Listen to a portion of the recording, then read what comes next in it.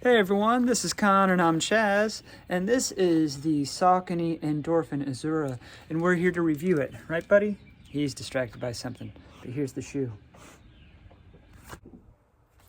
Saucony Endorphin Azura, specs and features. I just picked these up at Charlotte Running Company. Always shop local if you have the opportunity. And I've only tried them on in the store and taken a few running steps in the store. You would be able to tell if I had run in them because dirt finds its way into the gaps between these beaded pellets really quickly. And that's just a feature of shoes with Powerun PB in them. But we won't talk about the midsole yet. We will talk about the upper first. It's a single layer mesh upper that looks very airy. I haven't run in it outside yet, so I can't speak to how airy it is, but there are some overlays that you can find in these like little white lines, as well as the Saucony logo there, that give it a little bit of structure. And there's kind of a reinforcement around the toe cap here that kind of goes toward the midfoot, and then it's really the midsole and an extra reinforcement toward the rear foot that kind of keeps its shape. The heel counter is a little bit more solid. It doesn't really collapse down. There is a little bit of an elf flare there to keep this off of the Achilles. Plenty of padding around the collar like you would expect a trainer to be, but the tongue is more like a racing shoe, although there is a good bit of padding across the top that kind of goes down through the length of the tongue there, not really to make it cushiony, but more to avoid lace bite. The laces themselves are pretty standard and they are very long. When I tied these, there was plenty of lace left over. So if you need to use these extra eyelets, you can and still have plenty of lace, but I ended up having to tuck them. I usually tuck my laces anyway. The fit is good. It actually fits a little bit longer than some other Saucony shoes I'm used to. That is to say, it's true to size. I'm usually true to size in Saucony shoes, but I certainly had a full thumb width, maybe a little bit more than a thumb width there. I would say if you're between two sizes, you might consider sizing down the smaller of the two half sizes. And that's another benefit of trying it on in the store. For my purposes, I think true to size and having a little extra room in the toe will be fine. The sock liner is removable and the tongue is fully gusseted. So it's got a lot of those features that you'd expect a premium shoe to have. Midsole is 100% Powerun PB, which is the beaded PB foam that Saucony uses in their performance shoes and in most of their racing shoes. There is no plate. You've probably seen everyone else's reviews already. This is a plateless companion trainer, but it does have the 40 millimeter down to 32 millimeter stack height like a racing shoe might. So it's legal, but it's maximum legal. So if you wanted to race in it and you were worried about such things, but still not wearing a carbon plated racer, this would be legal. So go ahead and break those records in this shoe. You'll be fine. It's still fairly stiff for an unplated shoe, but there's flex if you want it. And most of that flex is coming near the forefoot, and there is a flex groove there to allow that flex. A Powerun PB is one of the firmer PB compositions, so it holds up for the long run and provides a lot of feedback. It's not going to be the most plush, most soft, but you don't always want that in a workout shoe. This outsole, I think there's XT900 in these black parts, but these green parts, at least green in this colorway, are more like a crystal rubber or similar to the polyurethane that you're seeing in a lot of models now. And it's only in strategic spots, like the strips on either side of the heel and 3 strips leading to a connected forefoot piece. So I really think that's going to be enough outsole to provide traction here and to protect that midsole. A lot of exposed midsole, it's going to get dirty. There's a channel here that I assume is to save weight, and this little guidance line I think is more aesthetic than anything. The weight, by the way, is a little bit heavier than advertised. Now, I wear a men's size 9.5, and the sample size is usually a size 9. This shoe is advertised at 8.5 ounces in the United States, and my men's size 9.5, which is a half size larger than sample, was 8.9 ounces or 254 grams for the left shoe, and 8.8 ounces or 250 grams for the right shoe. So that's about expected for a half size, but a little heavier than advertised. We'll see how these do on the road. Saucony Azura. I've got to work out it in tomorrow. Saucony Endorphin Azura. First workout. It was an 80-minute run, 10.62 miles or about 17 kilometers. And mixed in there was 6 by 2 minutes off of 90 seconds. And those were at a 5K race pace. And then 8 minutes at threshold pace or 10-mile race pace. And then 2 by 1 minute at more of a 3K or faster pace at VO2 max pace. So I got a good idea for the gears of the shoe. And I think it handled everything pretty well. Nothing like exemplary, but all of it pretty well. What I really got the idea about the shoe is it's going to be good for a long run with some paces involved, varying paces. It's not something I would necessarily reach for first for a track workout or for a race, but certainly for a long run or any kind of base run where I'm going to pick up the pace. And that's probably in line with what a lot of other reviewers are saying. What I also was able to figure out is 6 shoes that I'm going to compare against it during a shoe off. So that will be next. Okay, it's shoe off time. I have the Saucony Endorphin Azura here, and I'm going to compare it with a bunch of other non-plated trainers that are do-it-all trainers or performance trainers or trainers with elevated foams or some combination thereof. We've got the New Balance Fuel Cell Rebel V5, the Nike Vomero Plus, the Mizuno Neo Zen, the first version, I don't have the second version, the Topo Specter 2, the Adidas Adizero Evo SL, and the Asics Megablast. Alright, I have the Saucony Endorphin Azura and the New Balance Rebel V5. The Rebel really is not the performance trainer it once was. The early versions were really light and bouncy. It's still fairly light, although this is the heaviest Rebel. It's softer than the Azura, but it does not have the energetic pop. Whereas the Azura is firm for a full PBA shoe, but you get something back with that, and you get a little bit of stability. The Rebel does fit my foot a little bit better. It's not quite as long. The Azura fits a little bit long. I still went true to size, but I might have been able to size down. However, if I'm gonna take one for a long run or anything where I know I'm gonna be running up tempo, I would definitely spend the extra $5 or $10 and get the Azura. All right, Endorphin Azura and Nike Vomero Plus. The reason I have the Vomero Plus out here is because I think it is Nike's best non-racing application of ZoomX foam in a trainer. The Pegasus Plus was a waste. Don't ever get it. I still can't even sell mine after a discount. But the Vomero Plus, for recovery days, for easy base mileage days, maybe even for long runs, feels great. And I would say at the pace I'm doing now, which is in the low 8-minute pace, it's more appealing than the Azura. But hear me out. This is an afternoon double for me. I've been doing some hard training and hard racing. I think what my legs want on this particular run is recovery, not testing shoes at a fast pace.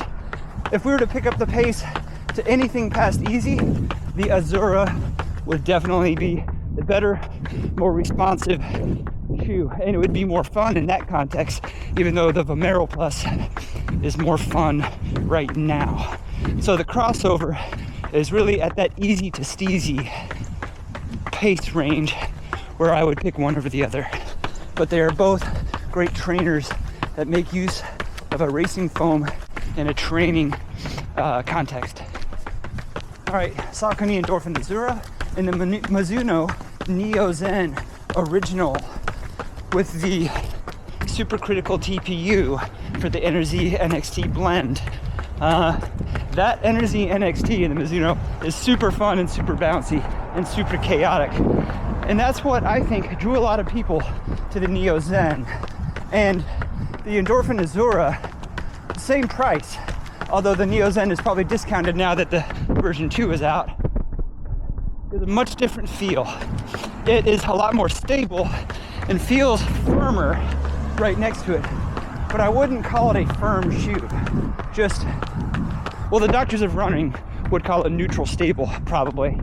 Anyway, if I wanted to go out for an hour and bounce around and have fun, maybe pick up the pace a little, the Neo Zen would be more appealing when I'm not worried about stability.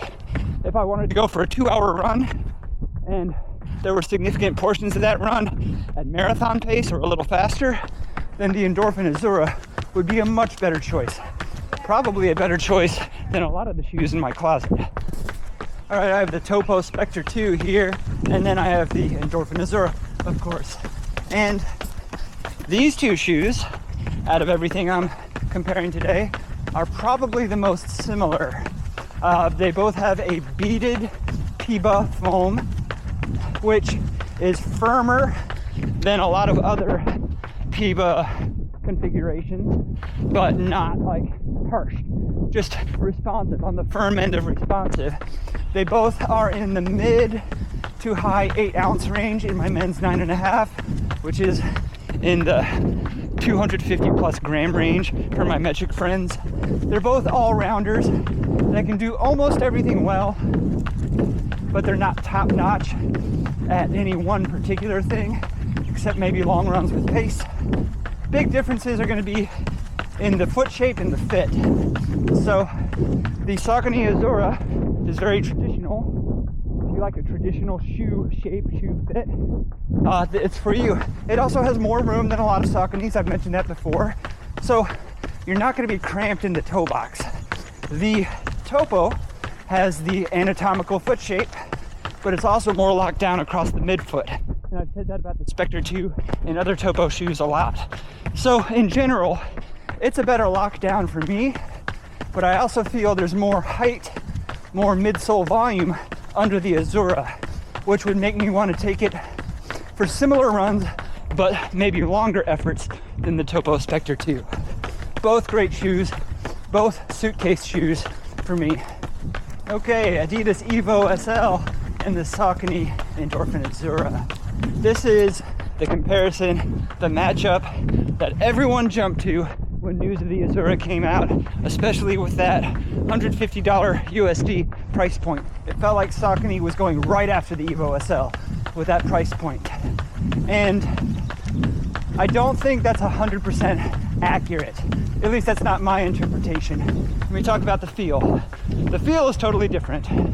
So what draws people to the Evo SL is that old school Light Strike Pro midsole, which it should. It's a great midsole compound. It's versatile, it's fun. Not really stable in this context without any stiffening features, but they went all in on that midsole because the upper's trash, and it keeps the price down to really put all your chips in that midsole. But Adidas knows that, which is why they have the woven version now, the new EXO version, the ATR version for mixed surfaces. Haven't run in those. Anyway, I don't think the Azura would compare directly to the Evo SL as far as feel or use case scenario. Well, use case scenario, they both do a lot of things.